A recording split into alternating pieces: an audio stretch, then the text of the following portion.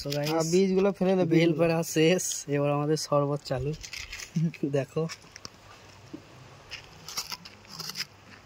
এগুলো সব বীজ। গাইস বীজগুলো কি খেতে হয়? সুরজকে একটু বলে দেবে কমেন্টে। এখন বন্ধ কর। গাইস আমাদের বেলের শরবত চালু হয়ে গেল। এত লাগে না, কোনো কিছু দিলে এত লাগে। এবার চল যা, ওকে কোচাটা হবে তুই আমায় দে। না তুই বানা, মালটা চুলটা একবার তুলে দিবি যখন পুরো মেশিন যাবে।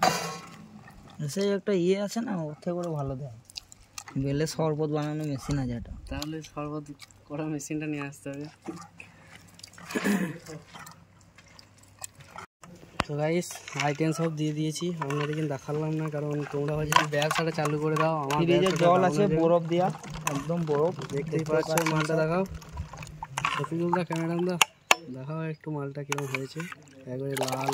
এরপর আবার ছাঁকা হবে মালটাকে, এরপর ছাঁকা হবে, তো সাফ করবো তখন আবার দেখানো যাবে। চলো কি বলে রে, সার্ভিসিং না সার সলিড